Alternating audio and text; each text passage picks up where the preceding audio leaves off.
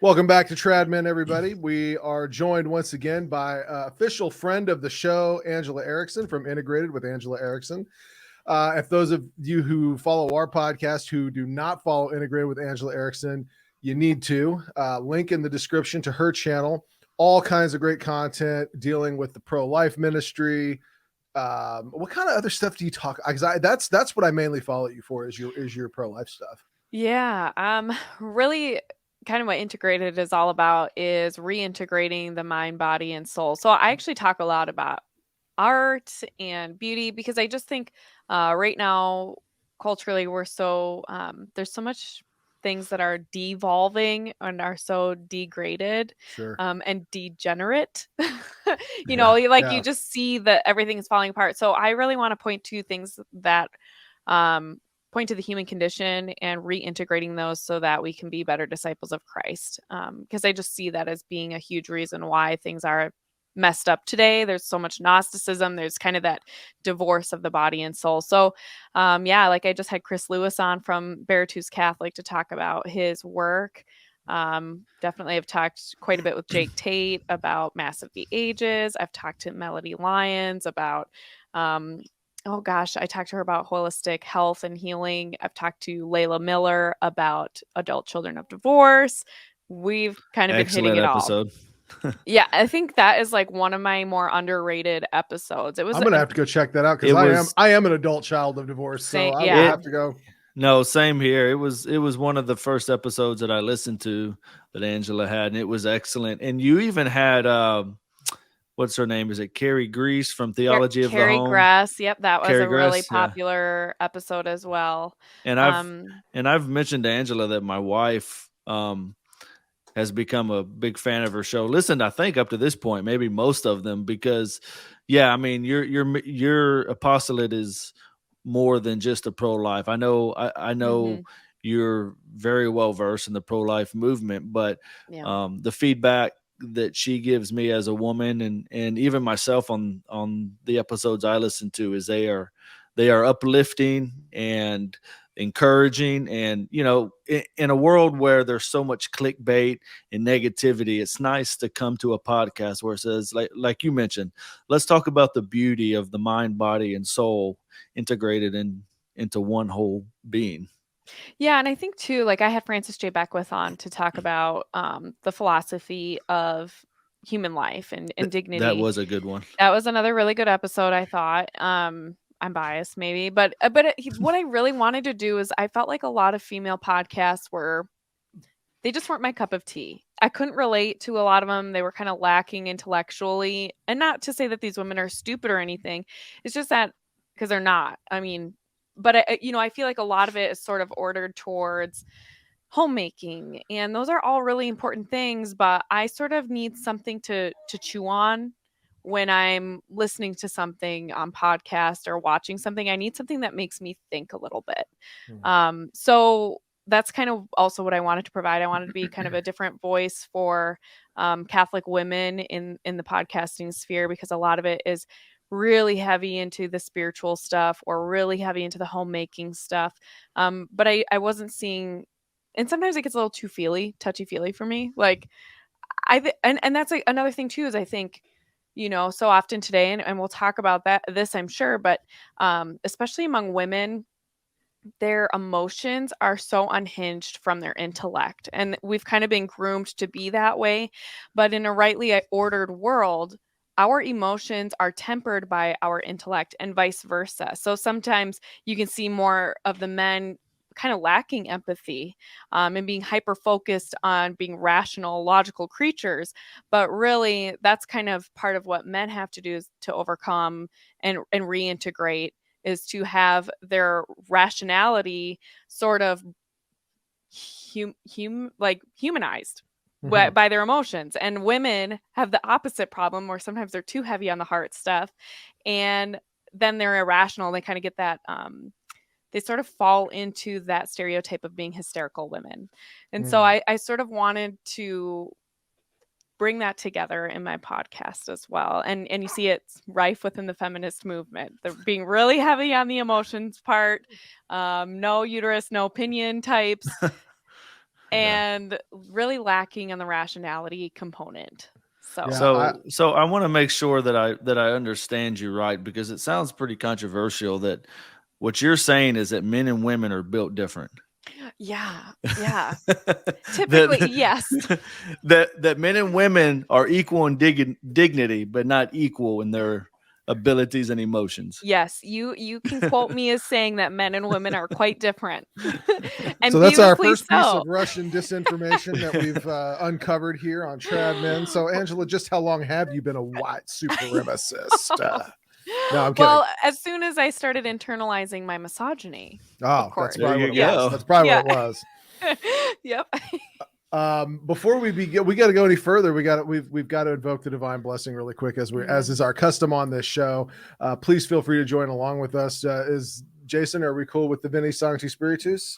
Let me pull it up here. I forgot to do that. That's okay, but You're not going to sing it for us? That's believe me, no way, man. If I sing it, it will bring more cursing than it does blessings. You know, that's not what St. Augustine says. It says to sing well is to pray twice, right? He also never heard me sing either.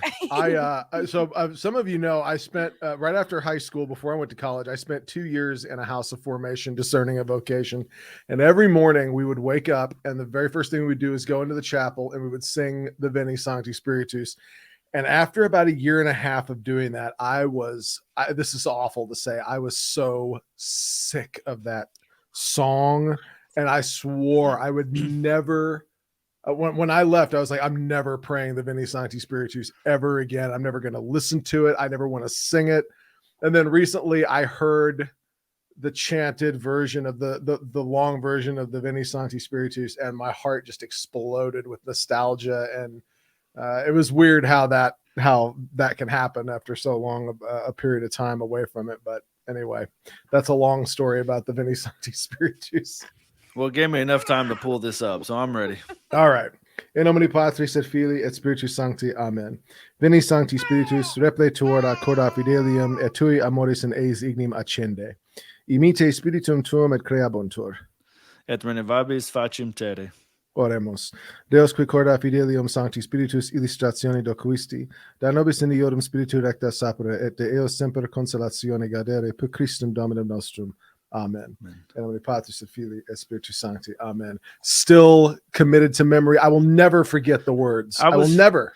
I was just about to say, what episode are we on? Like 30s? This is going to be 36, I think. 36. We've probably done that prayer for 95%, and I still haven't memorized 4 or 5 words. Yeah, sing it every day for 2 years, and you will never forget. So I did want to, so as anybody that's clicked on the link here can tell, the topic today is the crisis pregnancy centers. And I just wanted to make a quick note before we got into it. I guess what started it for me is Angela a while back did I don't know, but it's been about a month maybe. She did a live broadcast and talked about what's your AG? Keith Ellison. Yeah. He wanted to put a consumer warning label, whatever that means, on crisis pregnancy centers. And she did a live. It was a good live where she talked about it. You can still go check that out. And it really made me realize I have a basic understanding of what crisis pregnancy centers are, but I don't really know much about them. And I thought this would be a good opportunity to not only learn about them myself, but I can't be the only guy out there that's not completely familiar with them. So I think this, especially after Roe, this information about them, the true information is important, because there's a lot of disinformation out there. Yeah, definitely. And when we first connected, it was because I had posted something on Twitter, I believe, about no longer calling myself a pro-life feminist. And that really intrigued you. Oh, it was on Instagram. I did some sort of Instagram reel about it. But yeah, I think this is just all in all, it's kind of, unless you're really involved in pro-life work, I don't think you know a whole lot about pregnancy centers, because, and this is something that I think we need to be better about within the church, but I think a lot of people would rather just like send money to organizations and not really get their hands dirty. Yeah. And like, we certainly need the money. That's what the church is supposed to do. I'm not somebody that really supports government programs providing all of the resources for women and children in need. I think we need to stop with that mentality, because look at where it's gotten us.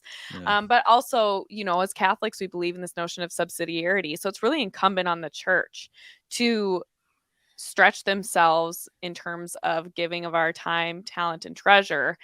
We actually have a duty to do that. And pregnancy centers are a wonderful way to help support women who are facing unplanned pregnancies, and their children, and even their boyfriends or husbands. Sometimes they just need a little direction as well.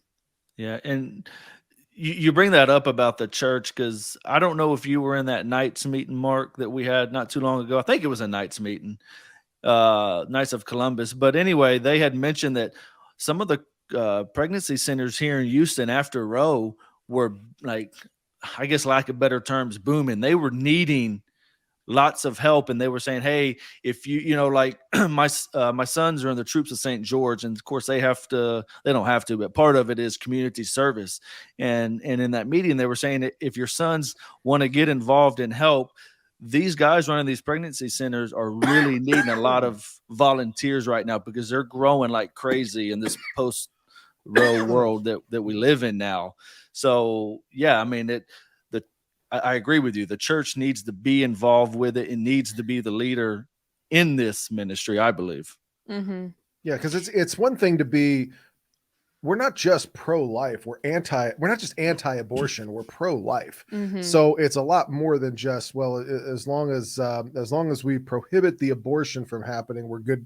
We're good, and everything's solid. We actually have to. We're called to radical charity. And that's different than just donating money like you're talking about. It takes time and resources and a greater sense of empathy about what a lot of these women are going through, and because that's not only going to reduce abortion as a phenomenon, but that leads to a fuller person. And fuller. I have no idea what I'm talking about. My brain. We need to change the culture. I think we got to change the culture. There we go. That's what I'm talking about. Yeah, restoring women to their right dignity. And for as much flack as Saint Pope John Paul II gets, sometimes he really understood where women were struggling in the culture and in the world. I just think about his writings on the feminine genius and things like that. It's, I think sometimes he gets slapped with this label as being some sort of feminist Pope icon thing. And I think that's really unfair. If you actually read his writings, he is very much in favor of women being at home and calling us to create an economy within the church and within our actual monetary economy that prioritizes women being in the home with their children and men being the sole providers for their families. He actually says it's sad that we live in a time where a lot of families feel like both the men and women have to work. Yeah. But anyway, the reason I bring that up is because it's just women are in this culture today, and they're being told that their dignity is found in being equal to men in this really superficial sense. And they've bought into this lie, believing that abortion is their ticket out of the chains of motherhood, and they can pursue whatever they want, or they can have it all. I'm so sick of that lie. And pro-life women push it all the time, pro-life organizations. And, they might be doing great work and they might really believe that. I don't know. I think there was a time when I really believed that until I became a mom and until I had more than one or two kids. And you realize you really can't have it all. You have to make hard choices. That's life. That's just life. And these women, they're making hard choices. They go to a pregnancy center. They're wanting to hear about their options. This is Veronica, by the way, if anyone's new here. She's a permanent staple right now. Absolutely. On my podcasts. Well, she's a friend of the show. And too. ours. She's a friend of the show. Yes, she is. Oh my goodness, look at that. If you ain't watching on YouTube right now, you're missing out. Yeah, that's a cute baby. Cute baby alert.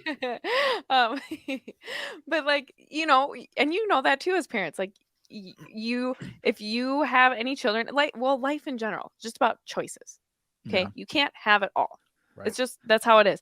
But parenthood is extraordinarily sacrificial. That's part of the nature of parenthood. That's why it's so sanctifying. And women are being told, even in pregnancy centers sometimes, that you can have it all. You just have this baby, we'll help you, which is great. We should be doing that. And women can have way more than I think they realize. But we have to be really honest with them. And I do think that is one legitimate question that people who are pro-choice might have with the pro-life movement or pregnancy centers. I think that's a legitimate thing. We have to be really honest about what it means to be pro-life, because they are saying yes to a lot when you have a child, but it's the best yes you could possibly make. Absolutely. Yeah. Well, I appreciate you saying that, because I think a lot of times maybe they are correct in one criticism of us, and that is we tend to be so caught up in just the anti-abortion aspect of it that we do not. I like what you just said when you say yes to life, you're actually saying yes to a lot. And I think we do realize that, and we don't deny that or try to gloss over that. And they realize it. That's why this wouldn't be such a big deal. You know what I mean? Like so there's no reason to sugarcoat it. Sure. Yeah. They know the gravity of the decision. So there's that's well said. There's no, it's just unnecessary. But the pregnancy center thing, I think, is really misunderstood. I don't think people are aware of what pregnancy centers actually offer often. Well, this became news. This became news in the wake of the Dobbs decision. Yeah. The first thing that comes to my mind, obviously, was Senator Elizabeth Warren in an unhinged, psychologically unstable rant where she's pacing back and forth in the parking lot. I noticed she didn't become psychologically unhinged until the cameras were there. She seemed pretty composed up until that point. But once the camera showed up, she was just enraged. And then she went off on, we have to do something about crisis pregnancy centers. And I thought, well, that's a weird, so tell us real quick, what is the controversy here? Because I fail to see how in the world you could find a place where people are not, they don't provide abortions. Obviously they don't, it's not a pro-life political, office or something like that. This is literally a place where women who are in crisis can come. And you would think pro-choice people would be interested in women knowing what their options are, because the word choice seems to go hand in hand with options, but yet they very much seem to find these things a problem. Tell us a little bit why is that? What is the beef exactly?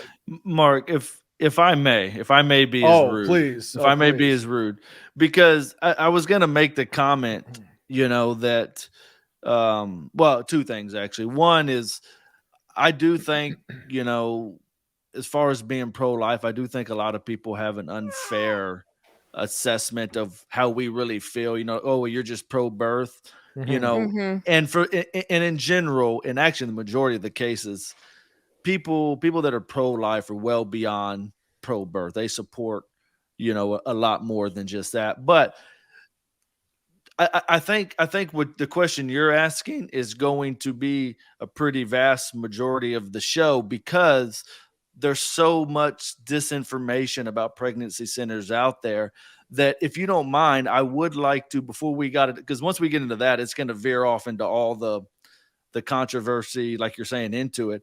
I thought maybe we should let Angela, maybe at first, before we veer off into that, tell us what pregnancy centers are exactly, and the positives that they provide.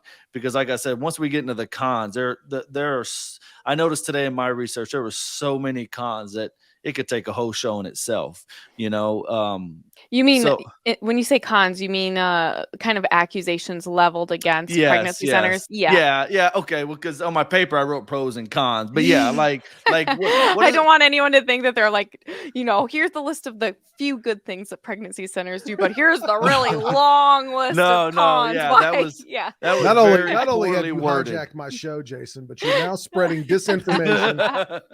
No, because what you're saying, Mark, is definitely, I definitely want to get into, but But before we get into it, I would think let's say what pregnancy centers are and what they provide and the good that they provide.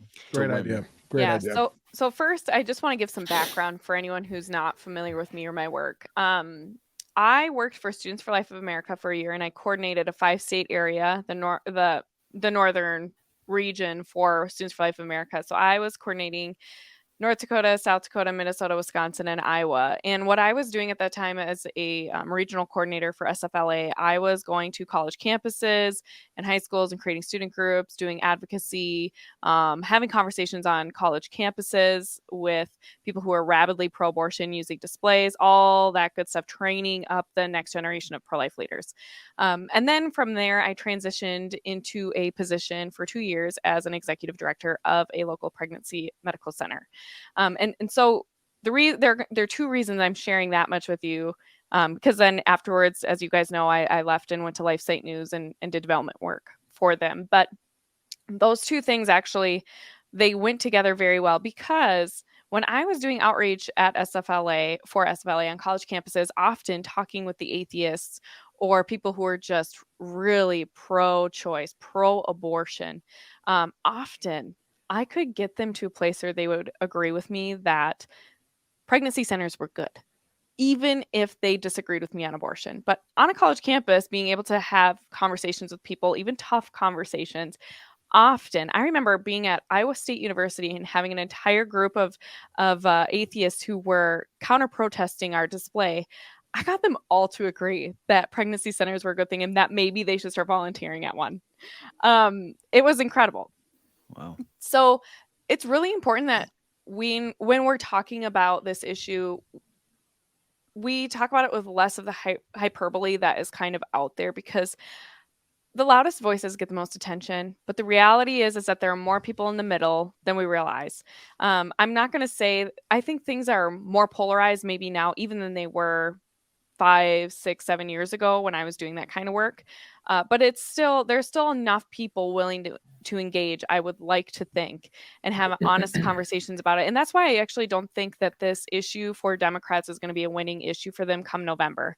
I think it's not being dishonest about all of this stuff. It's not actually going to rally their base the way that they think it will. It's just the only thing that they have right now in their favor, in their minds. So anyway, that's why I think it's really important, because I think when you start talking, people are pro-choice and they actually understand what a pregnancy center does and what they don't do, they're so much more inclined to support what we're saying. Because as you were kind of alluding to, Mark, it's crazy that it's like they always say, you guys don't do enough. You're not really pro-life. You're pro-birth. How come you're not doing anything to support women? And you're like, you do all the things to support women. And they're like, that's bad. Wrong. Yeah, you can't do that. You're dangerous. If abortions aren't safe, you aren't either. That's what they were like vandalizing all these pregnancy centers with. Jane's Revenge, this group that came together after the Dobbs decision came down. Yeah. And they were still, I don't know when the last time there was some vandalism, but several pregnancy centers. If abortions aren't safe, you aren't either. And like, that just literally makes no sense. But it's like, you can't win either way. You can do all the things and they're going to say, you're still not doing enough. Hey, or you're dangerous. dangerous. If you do, damned if you don't. Exactly. So anyway, I just wanted to point that out, because the reality is that people who are pro-choice, who really understand what pregnancy centers do, they can often say, you know what, that's actually a really good thing. And if they really are pro-choice and pro-informed consent, they would be very much in favor of women having choices. So pregnancy centers, you talk about crisis pregnancy centers, that actually is really dated language. And I know that people on the left use it a lot, but people who are actually working in the pro-life field don't refer to them as crisis pregnancy centers anymore. Oh, okay. What do they call them now? So most of them would be called like a pregnancy center or even a pregnancy medical center. A lot of them have medical services. So the pregnancy center that I ran, at the time we were able to provide obstetrical ultrasounds. They were limited in scope somewhat. You're not doing diagnostics, all that stuff that you would get at like a 20-week ultrasound, for example. But they were able to figure out how far along you were, all that stuff. We had STD testing and treatment for like the most primary STDs, free pregnancy testing. All of our services were free. An earn while you learn program. So new moms could learn about parenting, which for goodness sake, how many of us would have benefited from something like that? He's like, Yeah. most parents don't get that much education to begin with anyway, and nobody's worried about it. I would have Sure. benefited from those classes.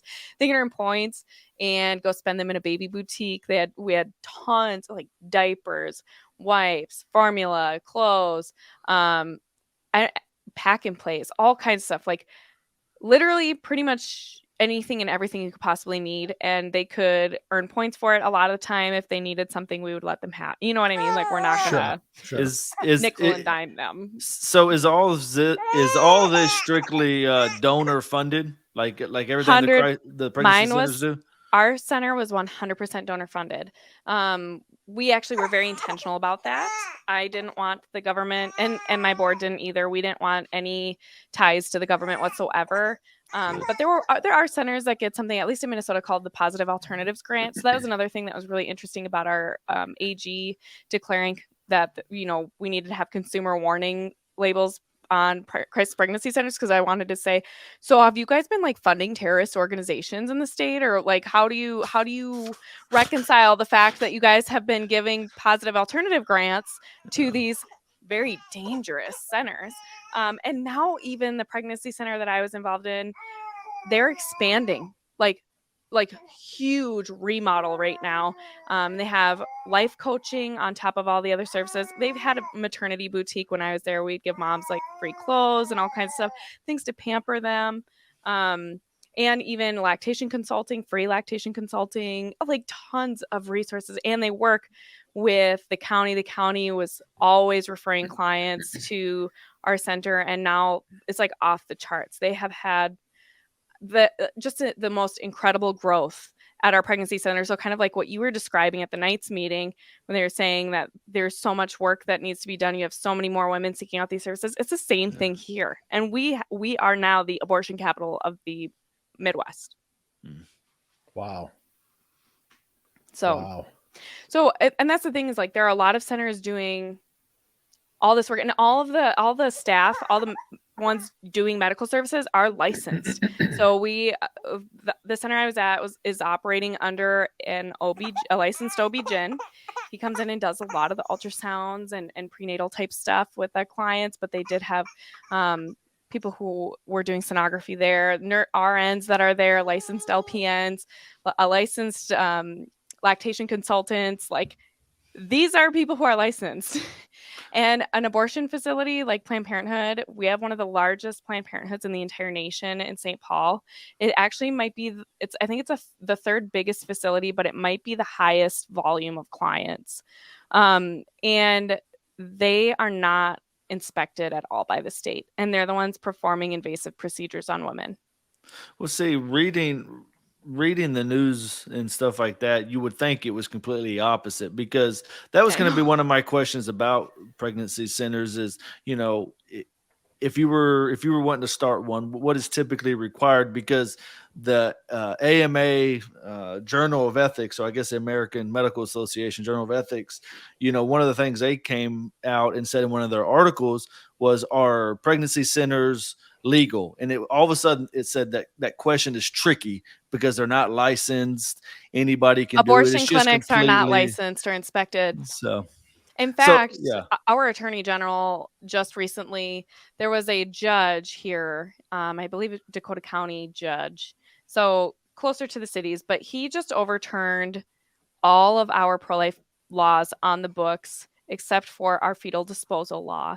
So everything from like doctors being the ones required to perform abortions, parental notification laws, informed consent laws, a 24-hour waiting period, all of these things gone. So you could be a 14-year-old girl having been raped or pimped out, and you don't have to notify your parents that you are seeking an abortion anymore. Now you can go and get an abortion, and your parents will never know that you have been raped. It's so atrocious. It aids and abets people who are traffickers. Trafficking. I mean, that's Good point. First thing I thought of is, well, that's a win for the trafficker. It is 100%. And there's this is what's up, sir? Yeah. I see you back there. I see you back there. John, go. Okay, that kid rules. That kid rules. I love that kid. But yeah, Mark, I mean, let's get, if you want, we can get back to, I guess, your question, because I feel kind of bad interrupting you, but I just wanted to kind of set the base of what pregnancy centers were. And they do a lot of stuff. A lot of them will even offer adoption services or work with social workers. And like, that's not uncommon, or at least they'll have connections with other organizations that do, and they'll continue to walk alongside these women during their pregnancies, offering care and support. And yeah, it's like, why wouldn't you want this stuff available to women? Why are you trying to shut these down? Especially like in Minnesota, our clinics outnumber abortion facilities 11-1. So you shut down all these pregnancy centers, and I'm not saying that they're all offering the same services. Some are offering more, some are offering less. But you are taking away a woman's option to choose. You are cornering her into an abortion by denying her the opportunity. I mean, all these centers too, they're offering individualized referrals and helping these women find jobs and working with the county so they can get assistance if they need financial assistance. I mean, they're doing incredible work. They're filling the gaps that most organizations are not able to do. Planned Parenthood, I can assure you, is not offering any prenatal care at almost 99.9% of their facilities. They're not interested in that. They don't offer prenatal care. Almost 100% of the time, they're not offering cancer screenings the way people think that they're offering cancer screenings. They don't offer mammograms. Like, that lie, it drives me crazy. People think that they offer mammograms. They do not. That is not a service they provide. So all of the quote unquote healthcare that is supposedly offered by organizations like Planned Parenthood, it's a total lie. What most people don't know is that about 50% of their profits come from abortion services. Even though abortion services are only 3% of what they do, it's almost half of their income. That's crazy. So of course they have a lot to lose by reducing abortion services. Mm. You don't get pregnancy centers. They're not earning $1 off these women. They're not making any money. And yet they're somehow villainized because they're offering a whole range of services to help the women who are choosing life. So shutting them down is basically completely opposite of what pro-choice would be, supposedly. Oh, absolutely. 100%. Yes. Yeah. Yep. I think at the time, I don't know what the statistics are now, but at the time, and you should look this up at some point, but the ratio of adoption referrals to abortion services is absolutely incredible. Like, I think it used to be like 4 adoption referrals for every 193 abortion services or something. It was outrageous. And you know, like, I have one of my sister-in-laws, she found out she was pregnant when she was in college, and she only knew about Planned Parenthood. And I mean, well, what does Planned Parenthood do? They help Planned Parenthood, right? So she went there she knew she didn't want to have an abortion. And they confirmed that she was pregnant with my nephew, and they were insistent that she really reconsider, that she seemed really emotional. Maybe you really need to think about getting an abortion. She actually literally ran out of there, like, because she kept telling them, no, I don't want an abortion. Do you have anything else? And she somehow found her way to a pregnancy center, and they sat down with her and they prayed with her and like just let her know that she was okay. And that was like all she needed at the time. You know, she wasn't even seeking any of these other services. And you just look at, well, how many other women have been coerced into an abortion like my sister-in-law?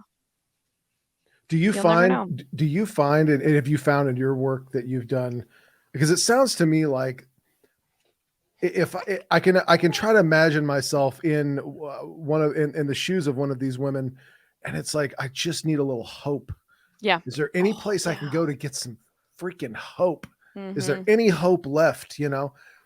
And it's like, if you go there and there are people who want to help you with prenatal care. There are people who want to give you parenting classes.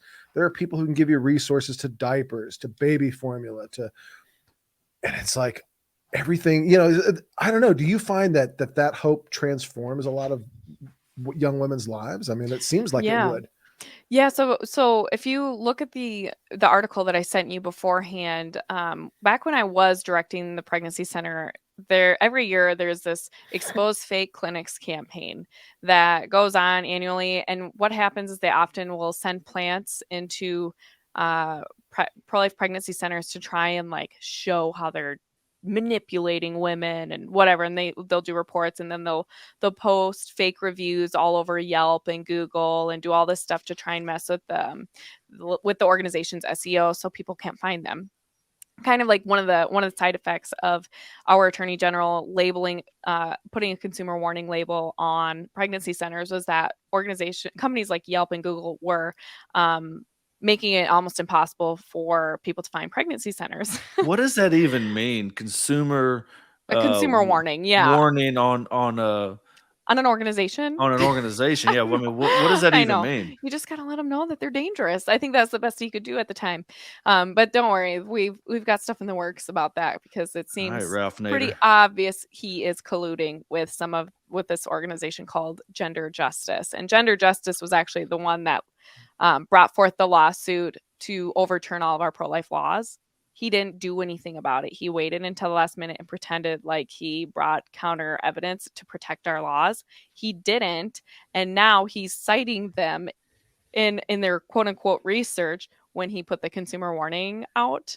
So it's pretty obvious he's colluding with these organizations and not doing his job as an attorney general. But anyway, we just announced a lawsuit that has been filed against him. Good. So anyway, yeah, gosh, where were we? Well, I wanted to get into the source of all the animus here because I would think this would be the one thing we could all come together on for sure. And then we don't even have that. That You article, think wrong. Yeah, that article I sent you. You see this woman. She actually came into our center and she's pro-choice, and she wanted to know what her options were. And so our staff sat down with her and talked about all of her options, what was available to her. She thought the Expose Fake Clinics campaign was like a joke because she was pro-choice and like genuinely believed that people could have choices. And she didn't understand why so many people were trying to expose fake clinics because she had received such excellent care. In fact, she had moved out of state, and whenever she came back to Minnesota, she would come visit us and show us how her daughter was growing. Wow. You know, like she just loved our stuff. And she wasn't a Christian. She was not. Hey guys. This is the night of cameos. Okay. Cameos. But yeah, I mean, so it's like if she really felt that way, if she felt like we were robbing her of her options or we're somehow manipulating her into keeping her child, why would she keep coming back years later to say hi and to thank us? And why would she sit down with me to do this little video talking about the care that she received at our center? It's because she knew it was such a lie. Like she wanted to do something about it, and she wanted to speak out against this campaign. So I think when women know that they actually have options, because that's another part of this whole thing too. Like you see so often that people who are pro-choice don't want women to have informed consent. You see it with this whole vaccine stuff. You're not allowed to ask questions about anything. And when these women start realizing that they do have resources, that there are things out there available to them that they can utilize, and that there are organizations willing to help, it doesn't help big abortions bottom line. And so what they're going to do is they're going to make sure that women aren't told about fetal development when they go in for that appointment. They're going to say no informed consent. You don't need to know what your baby is doing at 6 weeks of development, at 8 or 10 or 12 weeks of development. We're not going to tell you any of that. You don't need to look at the ultrasound when you come in for your ultrasound appointment to determine what type of an abortion procedure we're going to perform. That is just so evil to me, because it's like they are basically admitting to the truth. They just don't want you to know that truth. They don't want you to know it. And so then when women, they really believe that there's like nothing out there, because that's what they've been told over and over and over again. There's no one there to help you. You are on your own.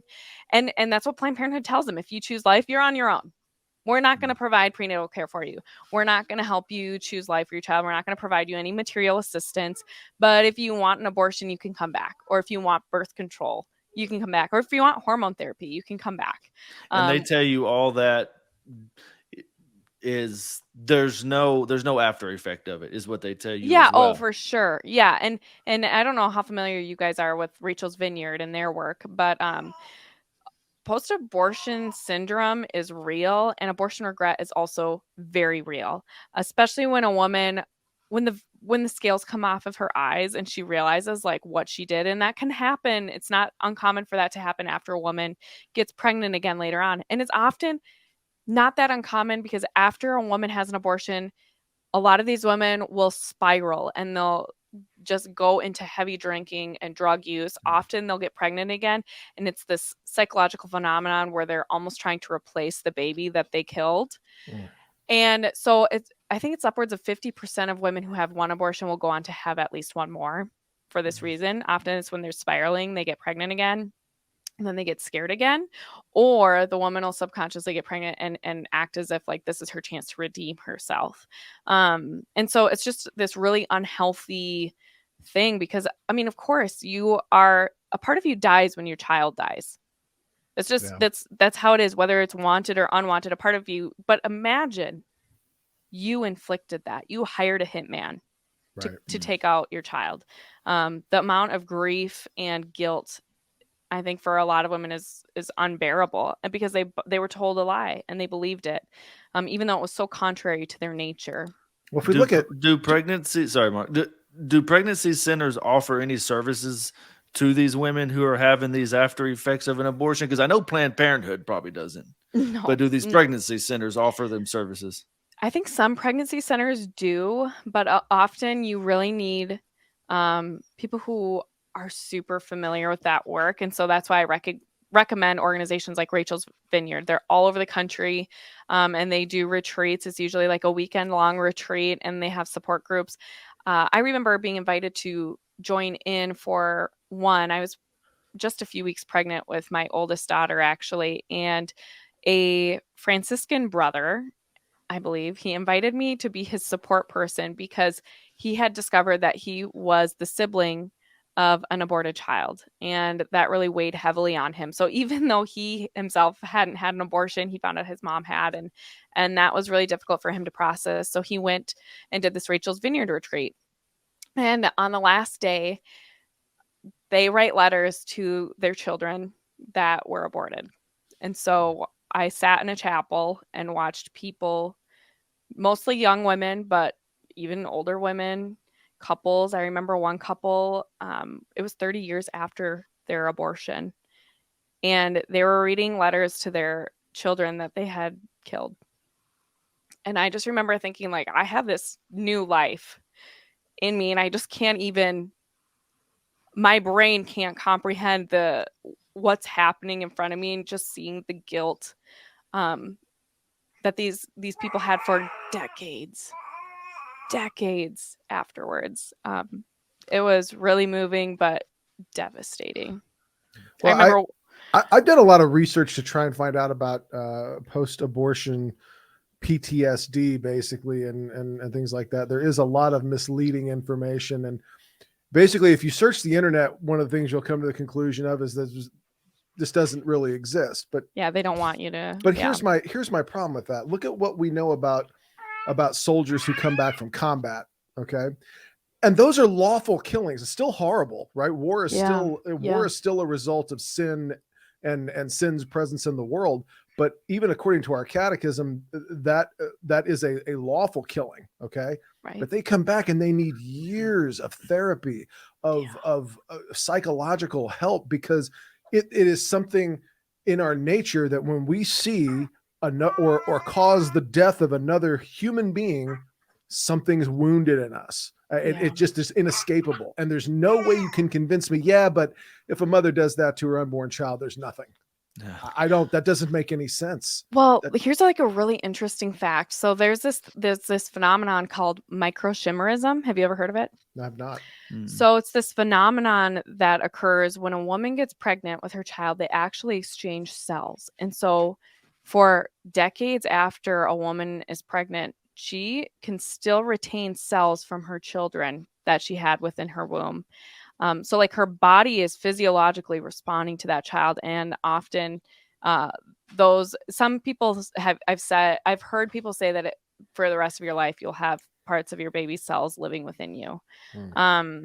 And some will say it's not quite that long, but it will exist for a very long time. But even with your children, you pass that back and forth, so your children will have some of your cells as well, as the mother. And I think that just really speaks to God's design, how integrated the mother and child really are in that relationship, that bond.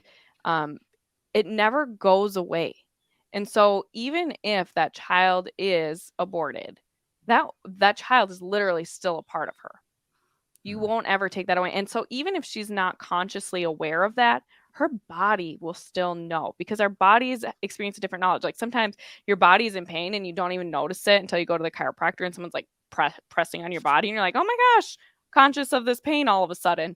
Sure. Didn't realize it was there, but your body is expressing it all the time, whether you realize it or you just become accustomed to it, right? And so that's on a physiological level, and then on a biological level, that's true as well. I mean, there are layers there. So, and then that, of course, is going to have an impact on the brain as well. Well, that kind of goes along the lines of the lie that is always told, that, by pro-choice people, that the infant, or the fetus, I should say, in your womb is just a leech sucking all your nutrients, using your organs, et cetera, when we know scientifically and biologically that the baby actually provides a lot of health benefits to the mother. Oh yeah. It's not just a take relationship, it's a give and take. Yeah, that's very true. I mean, they often share cells to help heal things faster within the mother's body, and vice versa. Yep, that's very true. And too, I mean, apart from it just being obviously ridiculous because of the nature of procreation, but two, why would me as a female mammal, now we're gonna, what is a woman, but why would my body naturally create another organ to sustain the life of a parasite?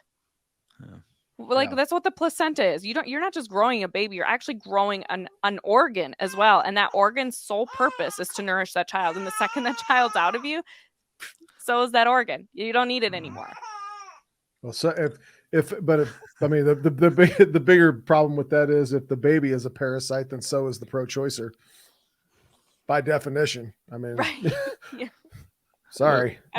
No, there's no escape from that. I don't know why these people think they're a completely different species, but I kind of wanted to transition to another, I guess, controversy among pregnancy centers. I love controversy. Because we've talked about the distributive justice, right? Because one of the criticisms of pregnancy centers that you'll see online is, well, they violate distributive justice because they don't. And we've already discussed how really, your Planned Parenthoods and stuff like that are the ones that really violate distributive justice.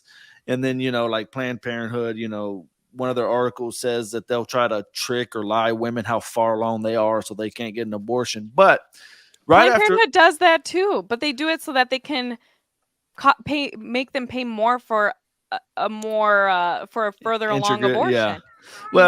Well, then right after that in the article, it mentioned the topic that I found quite interesting, I guess, is they says that these pregnancy centers target low income and people of color by tricking them, and it's almost insulting the way they phrase it, because it's saying, you're telling me that you're saying that people of low income and people of color are so stupid that they can't differentiate what is an abortion and what isn't. What constitutes an abortion. Like it's, to me, if I'm in one of those groups, I'm insulted by reading that. The stupidity of everybody who didn't go to Harvard is a cornerstone of American liberalism on this issue and every other issue. You didn't go to Harvard. You're a slack-jawed moron who doesn't know how it got to be day outside, but that's okay. I'm here to do all your thinking for you. You're welcome. Aren't I wonderful? And that's basically all it is. I mean, but it's almost like this argument is projection, right? Because we know, I mean, we can see statistically, and even at its founding with Planned Parenthood, that it was racist in its nature. So it's like they're projecting this because, I mean, Angela, correct me if I'm wrong, but aren't a lot of these Planned Parenthoods and other abortion centers predominantly in low income neighborhoods and neighborhoods of people of color? Yes, and colleges here. But yeah, I mean, obviously Margaret Sanger was a huge racist, and that's why she promoted birth control and population control. She was a huge proponent of that. You look at the connections she had with like the Rockefellers and all these big companies. She spoke at Klans meetings. She was not. She supported eugenics. Yes, she absolutely supported eugenics. She wanted to eliminate the so-called weeds of society, which was her reference to minority communities as well as those who had disabilities. She was not. She would laugh at the left today. I mean, because it was just so not her intention. It was not her intention to necessarily empower women, although it did kind of take on that ethos later on. But really, she wanted to get rid of these communities, and that's why in New York, more children are aborted than are born alive. Really? If you go to New York City, yes, which is where Planned Parenthood first opened up, more children are aborted than are born alive. Yeah. Wow. I mean, that's just terrible. I should say more African American children are aborted than born alive in New York City. Yikes. Yeah. Why do you think today, because so many people espouse that they're anti-racist, like they go out of their way to show that they are the most anti-racist people. They're the pinnacle of somebody that's anti-racist. Why do you think that, or what's the purpose of them still targeting these communities heavily? Is it just money? Is it still a racism that is within the organization? I mean, what do you think causes them to target these communities? Yeah, I think it goes to a few things. Gosh, yeah. It's like on a really human level, I think these people think they're doing good work. Like people on the low rung of it, right? Like the people that you actually are seeing in Planned Parenthood, the desk worker, the nurses that may or may not be there, the people who are like on the low part of it. I think they really believe that they're doing good work because they've bought the lie too. Mm-hmm. Everyone's in this lie together. It's like that movie with the guy who's on a TV set. What movie is that? And he doesn't know it. Oh, Truman. Oh, yeah, Truman. Yeah, Truman. It's like that. Everyone's on this movie set, okay? And they really think that that's what's going on. But there are really key players behind that are kind of contriving all these issues, right? And so the people that are behind the scenes kind of forcing this chaos on women, making them believe that this is reality. Right. And it's just so far from reality. That's why you can't have people on the outside coming in and telling people about the truth. You can't have true informed consent because that would burst the bubble. So are you familiar with the historian Stephen Kotkin? He writes extensively about like the Soviet Union and Soviet history and things like that. And he wrote he wrote a 3-volume work on the life of Joseph Stalin that was just exhaustive and very well researched and everything like that. And he was asked one time, what is it that made Stalin such a murderous despot? Was it because he was just a craven, power hungry person? He knew he wanted to be a dictator from the time he was a kid. He was abused as a kid, and that sort of manifests itself. And Stephen Kotkin said, no, it's because he was a committed communist. He was a true believer. Joseph Stalin was a true believer in communism. Yeah. And there's nothing more dangerous than a person who is going to save the world. Yes. And that's the next component, as I was going to say, there is kind of the savior complex. And so, yes, you see it amongst white liberal women all the time that they are the savior of everyone else. You saw it in COVID, like the virtue signaling with the masks. I mean, it's like, and then if you weren't wearing your mask, you were some sort of heathen, like trying to kill people. You saw the white liberal women screaming at people in the grocery store because they're trying to kill everybody. If you're not doing your part by wearing the mask, you're actively killing people. right? So they bought the big lie, but the abortion big lie is kind of like this. But the people high up, they know there's a lot of money to be made in abortion. Plus, it feeds their end on climate change, population control, and also it keeps minority communities impoverished. They don't want these communities, they don't want these women to actually realize that they have resources available to them, and make them realize that they don't have to live their lives in poverty. Because what happens not often, but often enough is, I think, when a lot of us are pushed to the wall, we will do whatever it takes for our children, right? And so, because there's more at stake, you see it with women who are in domestic violence situations. I'm sure you've maybe seen it too before, Mark, but like these women, it's not that they're going to get out of a violent situation if it's by themselves, but if their children are seriously at risk, that's usually the impetus. If you talk to women who finally leave abusive relationships, the impetus for why they left was because they didn't want their children to be harmed. We'll do almost anything for our children. And same with these women who are impoverished. Yeah, you might have the women who may stay in the cycle of poverty, but a lot of these women won't. And they're going to be you're not going to be able to manipulate them as much either. And two, then these women would realize that there actually are resources available to them. And then they can't continue on in this cycle of taking advantage of these poor women, keeping them, because the thing about that no one ever talks about when you talk about, women who are impoverished needing abortion. Well, sure, let's say they get the abortion. They still leave the clinic in poverty. Right. They're not doing anything to help these women out of poverty. Not a single thing. But you bring a woman to a pregnancy center, they're going to help her keep her child, and they're going to help her find ways out of poverty. Yeah. I don't ever see people that are actually talking about that unless they're pro-life. So, I think the people higher up know there's a lot of money to be made, and I think it works towards their end of population control. I don't know if it's still the case, but I know years ago, just from the government side, that if you were a young single mother, that you could a lot of times get a lot of, if not all of your college education paid for, or even some of these work training programs. So. Yep. I don't, and I'm sure the pregnancy centers provide all that information, but I doubt these abortion clinics do, because it's not in their interest. Right. And so there's this episode I did on my podcast with a woman named Beth Rahal. She's like the queen of knowing all things pregnancy resource related, basically. But a lot of people don't understand that Title IX actually applies to pregnant women as well. People know about it more so for like rights of minorities and all these other things, but actually pregnant women, pregnant and parenting moms are also included on the entitlements under Title IX. So they cannot be discriminated against for missing class if their child was sick, for example. All of these other things that come into parenting, they cannot be discriminated against for. So, it's ridiculous. You see stories of women who are in labor, college students, and they're like taking their final exams while they're in labor. Absolutely not. That's not okay. They act like this is praiseworthy, and it's really not. Like, sure, good for her that she did that. I'm glad that worked out for her. But no woman should actually ever feel like she has to do that because she's afraid of being at risk of losing her grade or having to retake a class. And the reality is that she's not at risk for that. And if a school ever told her she was, she could appeal that or sue them into oblivion. Because they would be discriminating against her. Yeah.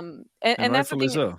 Women don't understand their own rights either. So it's not just the resources aspect, but they don't understand their own rights. And when it comes to work, or when it comes to obtaining a higher level education, or even lower level in high school, what have you. And that's a barrier too. There is this knowledge barrier. But again, we want to keep... We want these people to not we, but people on the left, people who are pro-abortion, it's very convenient for them that everyone is very low information and that there is no informed consent. Yeah. There's this really great documentary called Hush, and it's actually put together by a pro-choice journalist, and she went into researching the abortion issue and contraception especially. And what she found was that even though she's pro-choice and pro-contraception, she did feel like there was a lot of obfuscation going on. There was a lot of hiding from people who are pro-abortion, pro-contraception, and they weren't allowing people to make truly informed decisions about their bodies.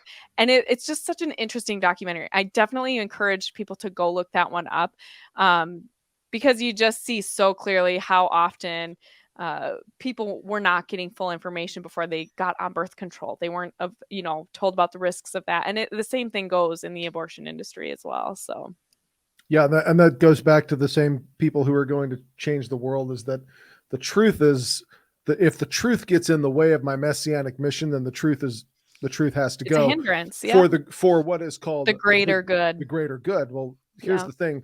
Jesus Christ said that I am the way, the truth, and the life. So that means there is no greater good than the truth, period. Because that would mean there was a greater good than Jesus Christ, which is nonsense. That doesn't make any sense at all. And people have a right to the truth. However, and whatever that is, people have a right to the truth. It might definitely be very inconvenient, especially to people who are in power. Truth often is. To power institutions and power structures, but nonetheless, people have a right to the truth. You have no right to stand in between someone and the truth, period. And I think that's something that as a society we better start wrapping our heads around, or we really don't have a right to pass judgment on people like Joseph Stalin or the pro-aborts, because truth is important. Yeah, and that's why I do think it's important. It's really easy to castigate people who are pro-abortion, and I do it too. I mean, if I'm being totally honest, sometimes I just think, oh my gosh, this is so unthinking and ridiculous, because so much of it is like genuinely stupid. It's really stupid in the truest sense of the word. But they really have bought into it. And so there's this, it is a blind faith. It's a faith of they've made an idol of abortion. It is sacred to them, and they will blindly follow this. This is their sacrament. And, for us, the Eucharist is the source and summit of the Christian life. It is where we live and have our being in this world. And abortion really is the anti-sacrament. That's why it's like when we approach this issue, we have to approach it with that mindset of understanding this is their own faith in a way. I mean, I believe even Nancy Pelosi has referred to abortion being sacred, and it's disgusting. It's really disgusting. Yeah. But if you put yourself in their shoes and if you were really that person who believed that this is the way, this is the salvation that these women have to achieving their dreams and their goals, because this is how you've been indoctrinated, you can see why they would be so vitriolic, even though it defies common sense, it defies natural law, it defies like every part of our humanity. But they don't see that because they're so disconnected. They're so disintegrated. So it's really important to have compassion on those people, even though sometimes it's really hard and sometimes they're not very kind. Well, I find myself having more compassion or sympathy for, like you mentioned earlier, for the people that are on the lower levels, because, we're all susceptible to deception if we're not careful, right? Absolutely. It's the higher ups and those in power that I have the complete disgust for.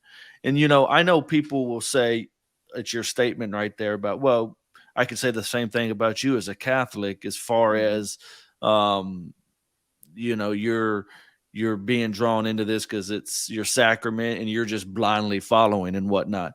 But I was thinking as you were saying that, but here's the difference. How many times have Catholics tried to leave the faith, but because they were open to the truth, it drew them back in? How many converts, like myself included, who wanted to have nothing to do with Catholicism, but were open to the truth, that it drew you into that? Now, compare that to the abortion industry, right? It seems like when people are open to the reality and the truth of what abortion is, they're never drawn into it unless they're just a truly wicked person. But your lower level people, your normal everyday people, I don't ever see these cases of, oh, okay, what's killing a baby? Okay, well, I want to be drawn into it. And because when you talk to them, they have to disengage what the reality is by, well, it's not really a human, it's not really this, it's not really that. But once they realize it's a human, they're not drawn back into it. So that would be the difference in saying, well, you Catholics are guilty of the same blind faith. No, we're not, because one draws you in when you're open to the truth. The other pushes you away when you're open to the truth. Yeah, and I think to add to that, our faith is not fear-based. And I think often when you talk about abortion or other things of that nature, people are drawn in by fear. It's like I always say, take childbirth, for example. A lot of women will make decisions when they're in labor because they're told something that's not true, and they're being coerced into and cornered into certain decisions on low information, and it's a very stressful time. You're operating in your most primitive mode because it's labor. Like, you're not supposed to be taking in extra information. And the same thing too, like when women are seeking abortions, I think this is another really important thing to keep in mind, is that these women, if their brain is really perceiving a crisis, their frontal lobe is totally not working. So their capacity for rationality and reason is not operating. They're operating in the primitive modes, which is fight, flight, or freeze. And so when they're going in for that abortion, you can't rationalize with them why they shouldn't be going and getting that abortion. You just can't. What you need to be doing is minimizing the threat, the perceived threat, so that you can talk to them on a level when they're in a regulated state and their brains can function. And to a lot of these women who are rabidly pro-abortion, they are post-abortive. So they have to justify and rationalize the decisions that they've made too. And again, talk about the PTSD. I mean, I always think I wonder how many of these women are having flashbacks, and how often that's occurring. It's like, I think about the trauma of having experienced a miscarriage, and like September is a really tough month for me. September would have been the time that our second child would have been born. And I feel it in my bones. Like every September, I feel it, whether I'm consciously aware of it or not. And then it usually takes me a while, like, oh, we're coming up on this anniversary. And so you can't tell me the same thing's not happening for women who are post-abortive, So it's just, there's so many factors going on. We have to remember just the human side of it. But yeah, I mean, that's a decision rooted in fear. That is a faith rooted in fear. And our faith as Catholics is not rooted in fear. It's rooted in joy, in triumph, in redemption, and in the precious blood of our Lord, which has redeemed us, and freedom. Like that's why, that's different. That's true. If you want to know, like beauty. I tell people, if you want to know if something is from God or if it's from Satan, it's actually pretty simple. Satan forces and God does not. And if you want proof of that, look at how much easier it is to quit going to church than it is to quit doing cocaine. I mean, that plain and simple. These things are called vices for a reason, because once it grabs you, it ain't going to let you go. And God is about your freedom. God wants you to freely love and accept him. So the more information, the more truth you have access to, the better. Yeah. Whereas if and you more want to manipulate, sure. And if you want to manipulate somebody, and you want to make them do something that if they knew what was really going on, they wouldn't. That's a type of force, right? That's a lie. It is a coercion. Well, it's a coercion. It's all, I always use the example when people say, why did God give Adam and Eve a choice in the garden? Why didn't he just take the temptation away and they could live in eternal bliss, right? Because I always view it as it's not true love if you don't have a choice. If God or somebody tries to force you to love them, that's not a true, unconditional, devoted love. Yeah. Whereas in the garden at Eve, with the choice they had, the one thing they couldn't do, God gave them a choice. You can either, basically, it's not eat or don't eat. It's, do you love me or do you not love me? Yeah. Do you trust me or don't you trust me? Do you want to be with me? Don't you want to be with me? And they made the choice to say, at this moment in time, I love myself more than I do you. Mm-hmm. And yeah, so our faith is a faith of love, because God is love itself. And if we don't have that free will and that freedom that we get in Jesus Christ, well, then is it really true love? And I think too, going off of that, I think it would be really easy for someone to say that, well, we're just making excuses for these women who are choosing abortion, trying to pretend like there's no culpability involved. And that's just not true. That's not at all what I'm saying. I just think we have to be compassionate. We are all culpable of sin, and sometimes we have a higher degree of knowledge than others, and that culpability is on a scale. There's a sliding scale. But when it comes to something that is absolutely contrary to our nature and can be discerned just through observation, I think we all know that it's a grave moral evil, whether we want to intellectualize it or not. But the human component is just being compassionate, understanding that these people have really they've bought this lie and they don't know the resources that are available to them. That's why it's really important that we are getting involved in our pregnancy centers. Knights of Columbus, you guys do a great job providing ultrasounds for pregnancy centers across the country. You guys have provided like thousands of free ultrasound machines to pregnancy centers around the country. And we need to be doing more work like that, especially at a time when there is so much animosity towards the work that these centers are doing. You need to be supporting them and make sure you're getting involved some way, somehow. Angela, I want to thank you so much for coming on the show. And definitely check out Angela's channel, Integrated with Angela Erickson. On there, she's on YouTube, and you're also on the audio platforms as well, correct? Yep, almost every one. There might be some that I'm not on, but every major one for sure. Where can people? What's a good place people or a resource people can go to or look up on the internet or contact to get involved in their local pregnancy resource centers? Yeah, I mean, so first I would just Google it if they're not blocking that information. But also, if you're wanting more, I would check out alayresources.com, I believe. They have an Instagram page and a Facebook page, but it's the same woman that I talked about who is the queen of pregnancy resources. This is a website that she put together. And I'll send you a link so you can add it to the description box. Perfect. So I would encourage people to check that out. Also, Heartbeat International or CareNet, they both are kind of the Goliaths of pregnancy center work, really. They're kind of like the big hubs that people go to learn about pregnancy centers, and those pregnancy centers are plugged into them for additional resources and help. So I would check out Heartbeat International and CareNet as well.